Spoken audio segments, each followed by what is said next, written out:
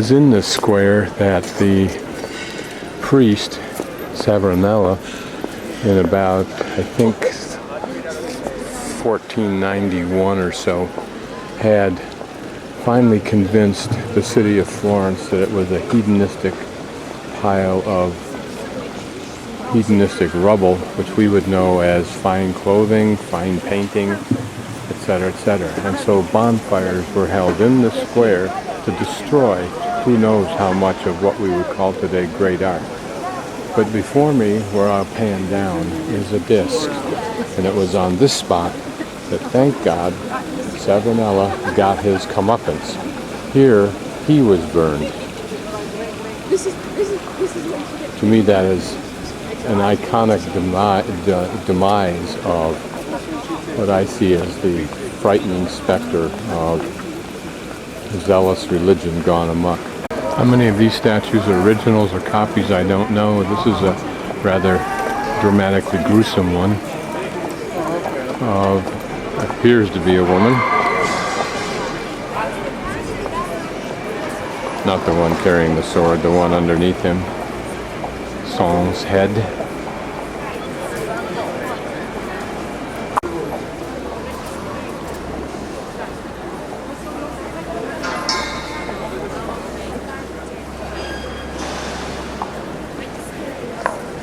So this statue is by Cellini of, I think, Perses, if I interpret the Italian correctly.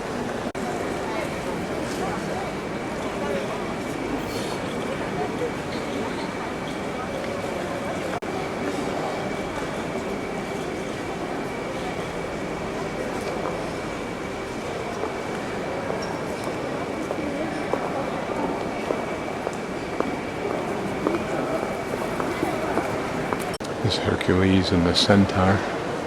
All this is, much of this is Roman art, so presumably original. Certainly the accuracy as well as the idealism of the human body portrayed as classic Roman and Greek.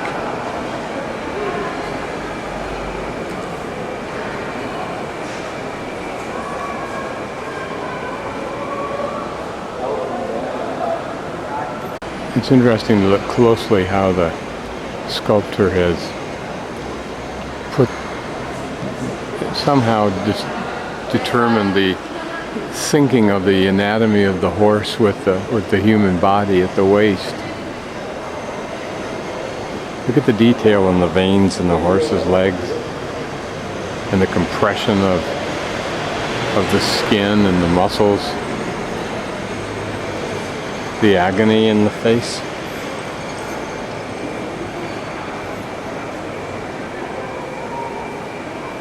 The confidence of the final result in just a few moments when the hero swings the club. This sculpture reflects the rape of the Sabine women.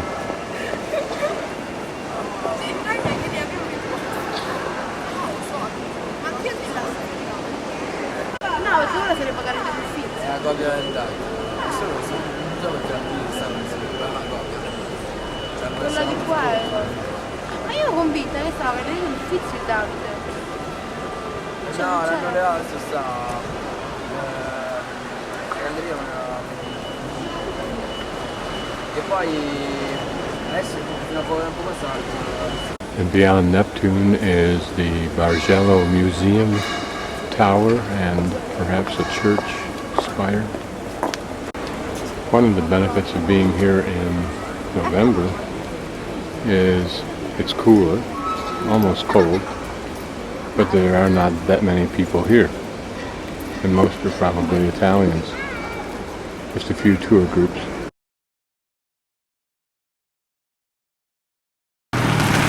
Ponte Vecchio, as the light begins to disappear into the clouds.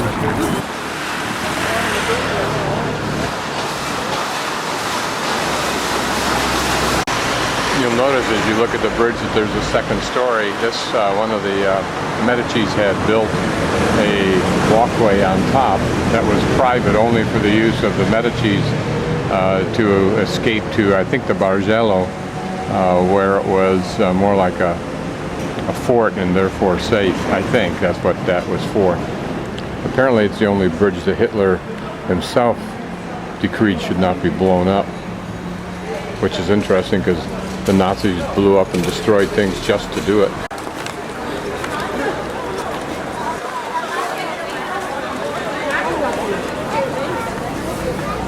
Now just a tourist shopping center.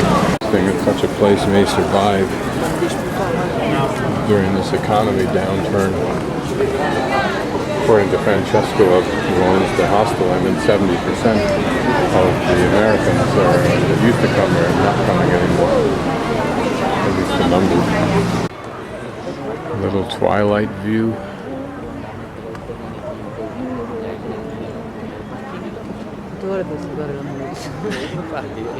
Italians tend to have a siesta time that starts at 1 o'clock in the afternoon, ends at 3:30, so the evening is a time when people are socially out strolling as well as going to restaurants and purchasing things. Don't know how much you can see of Benvenuto Cellini and the statue that commemorates his role in this bridge and the crafts, the guilds of Florence. On the other side,